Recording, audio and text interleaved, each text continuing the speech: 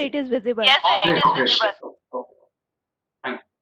So, what we will do, as I have said last day, is we basically will focus on a business environment, to be specific on international business environment, and we will also try to do a small sort of case study. I should not say it's a case study, but it's a sort of a discussion analysis to understand how environment influence the businesses. So this is that module 2 of your of the slides which have been uploaded. I will just go quickly through some important parts of this module so that you just get an overview, and we can then carry on with the examples, right? So when we talk about the factors, as we all know, the factors which influence any business can be divided into two parts. One is macroeconomic and one is microeconomic. So when we talk about macroeconomic factors, it's basically it will be impacting in an overall perspective. And when we talk about microeconomic factors, it will definitely impact the businesses in a micro and organization specific way. So when we talk about SWOT, I hope all of you know about the strength, weakness, opportunity and threat analysis. In this case, if we talk about the SWOT analysis, strength and weakness are integral to the organizations, but opportunities and threats are not integral to the organization. So they should meet the aspect of various other organizations factors which will ultimately provide an opportunity whether some organization can grow or not. Say for example, X organization, if it is known for, say for example, if we talk about Jio or Reliance Group as a overall, Reliance Group is very much known for innovativeness in way of designing products and the marketing strategy.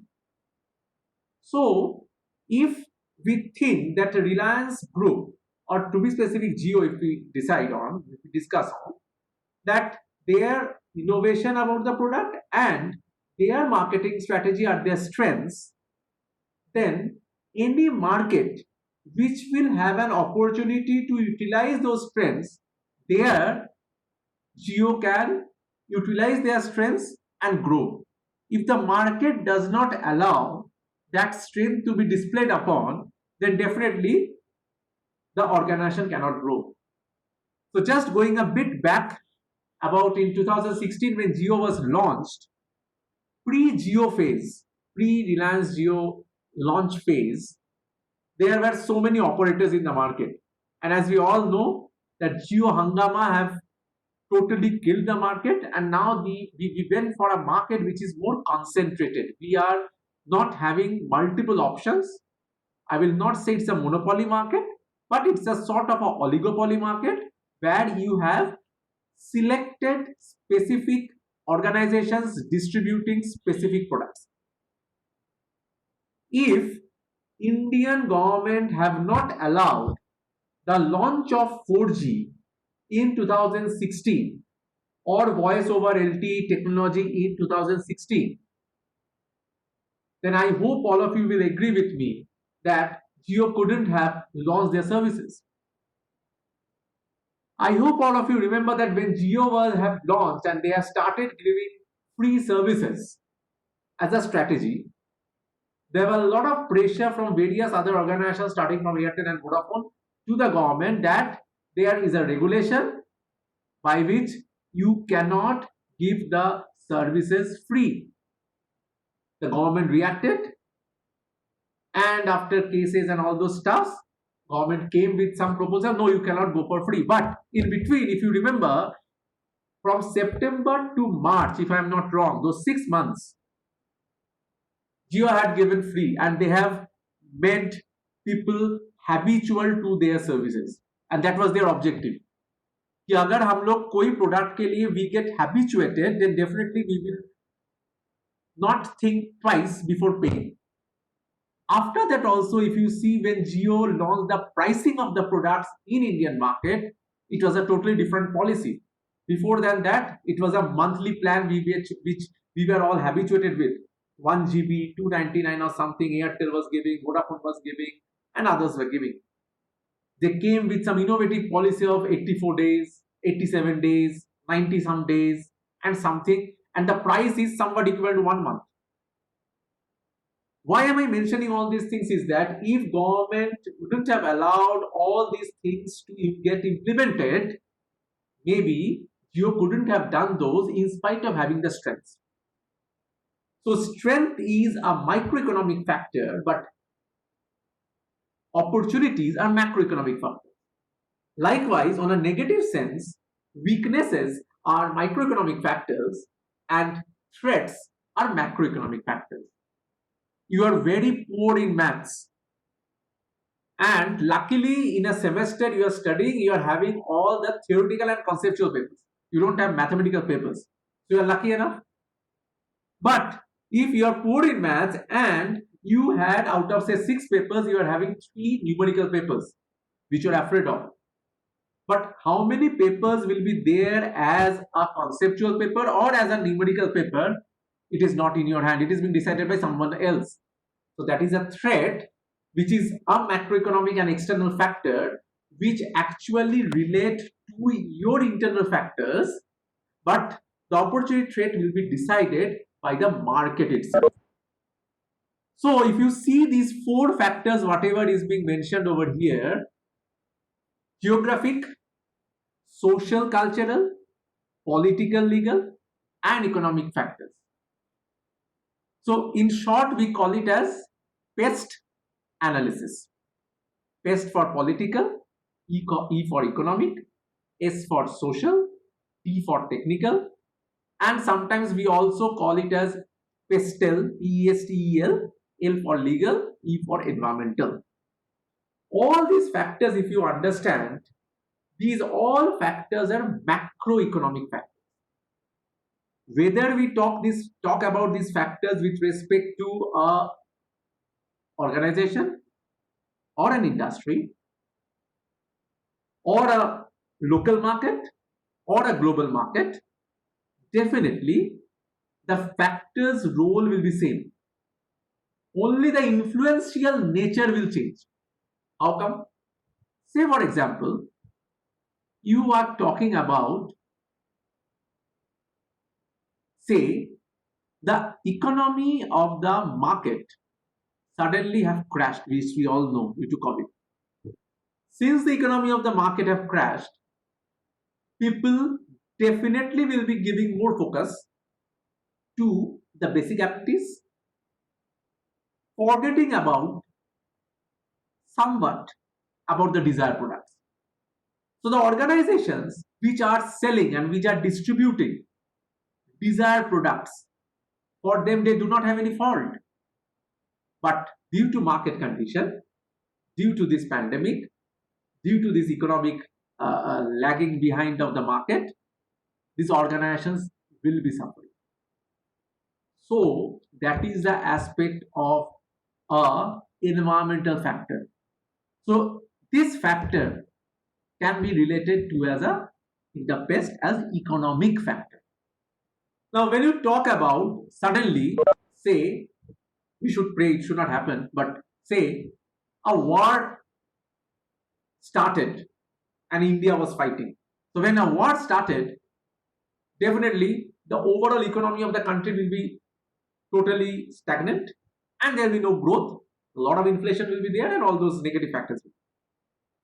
So organizations which were doing businesses, they will get a hit. And since they will get a hit, but this war is basically related to a political aspect. So this is how politics can influence. Now talking about legal, which is a very important parameter with respect to how an organization can function in a country or not.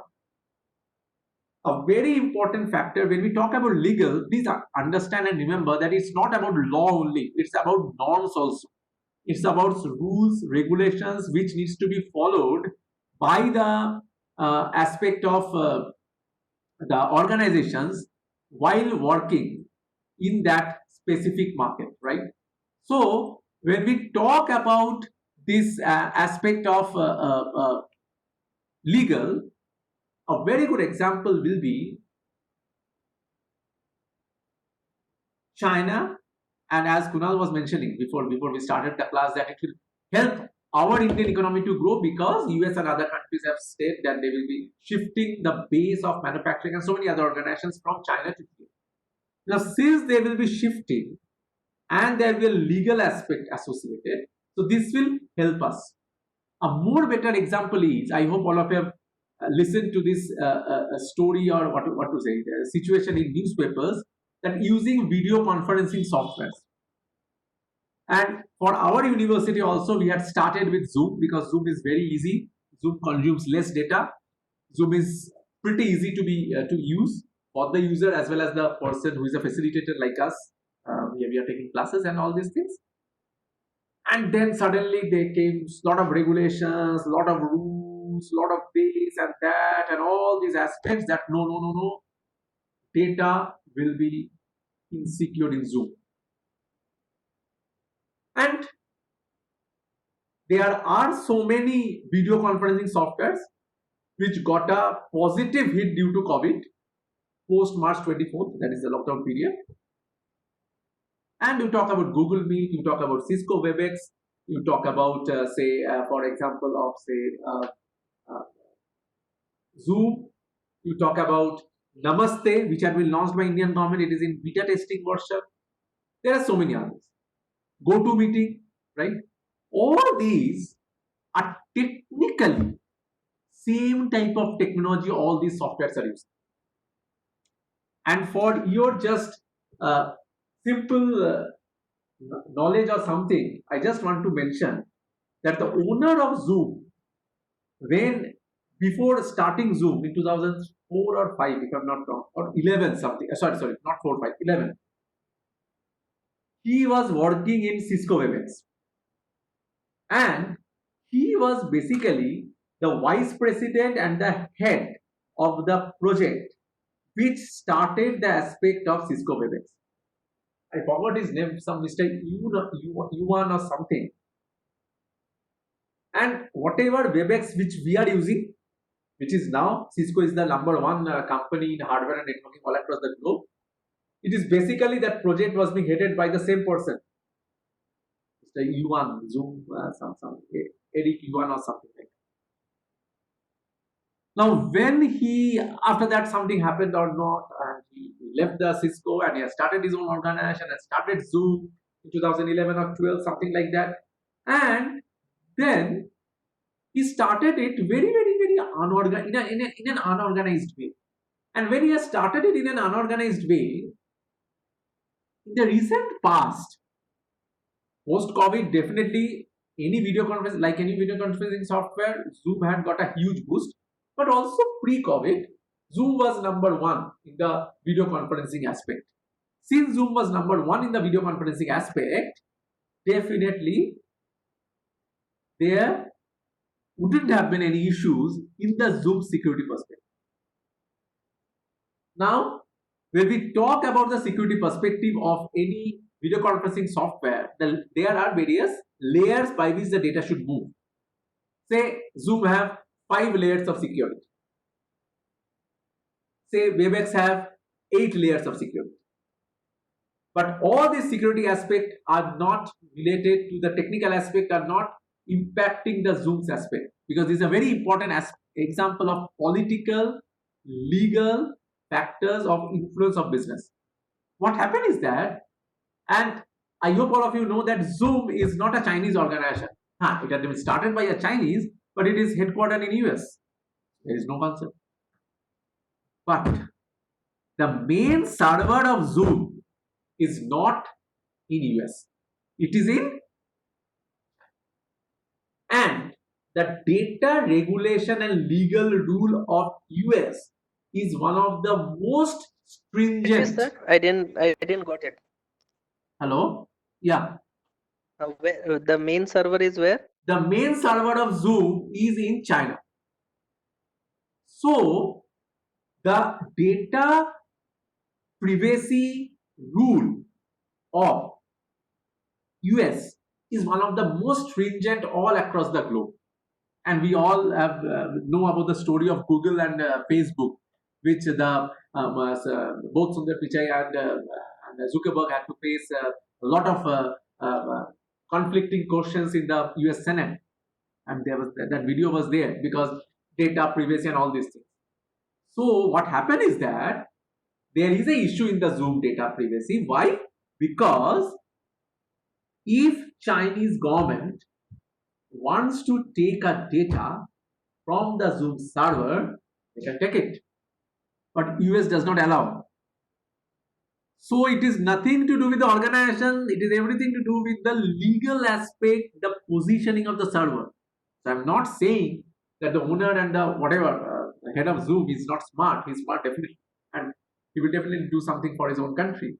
And there were China and India issues also in this aspect. So that is how the branding happens. That is how the aspect of political and legal factors happens. Because this China-India relationship, political factor influenced that. People got notices from the government of India, you should not use Zoom, right? That's fine. So that's the aspect of the various factors which influence the products popularity and all these things. Just to mention here, just I will say in one sentence and I will go to the next topic, that when we talk about the aspect of Facebook, which had faced a lot of threat in the market, it was also being said, since Facebook was a startup, some way or the other, and it had grown like anything, there was a lot of competition which it was facing from the so many established market giants. And since that thing was not being controlled properly, and that's the reason why Facebook have faced so much of consequences. Whether it's true, whether it's not, it's a different story altogether, right? So these are the factors which we need to remember with respect to the marketing environment, right? So I am now not going through all the slides because it's these whatever I have said, it's a summary of the things. I'm just going through a different slide. Can you see the different PPT? I've changed the PPT. Can you see it? Please respond. Hello. Yes, sir, we can see. All organizations' reactions to adjust to global business environment. Can you see this PPT? Yes, sir. Okay, good. What I will do is that I will just discuss, or we will just discuss a small case. Okay. Now, please read through this, and we will just discuss two small questions. Now, we are discussing about McDonald's, and which is one of the biggest food chain stores which is having all across the globe. It is having around 35,000 restaurants in 120 countries, adapting its menu to various tastes. Very big USP of McD is this thing. In Hong Kong, burgers are served between two rice patties, while in Norway, the McLegs is a grilled salmon and sandwich. This proves how much different they are making the taste as per the country's requirement, as per the country's aspect. So this is a very important parameter which we need to remember and we need to understand. Now, this is very important factor. The company which was started in 1955, right? It was started in 1955. The company opened its first restaurant outside United States in 1967. It's almost 30 and 20, 50, around 57 years, right? Today, in some countries such as Brazil, Egypt, and India, McDonald's offers deliveries also. As we all know, McDonald's offers delivery. India is the first country where it was offering veggie burgers. That means veg burgers, right? These are some situations I have shared with you, right? Now I will come back to your questions. Just please hold on.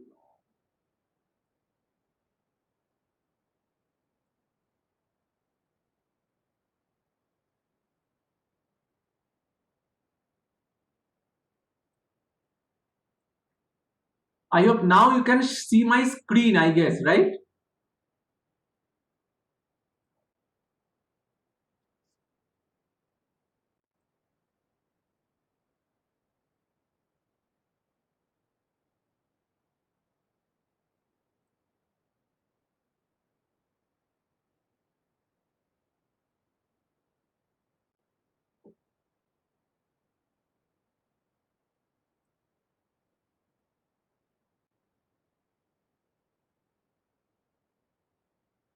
Now the question for you is that what factors may have influenced McDonald's to open restaurants outside the United States? And for this question, I have just using a tool which I have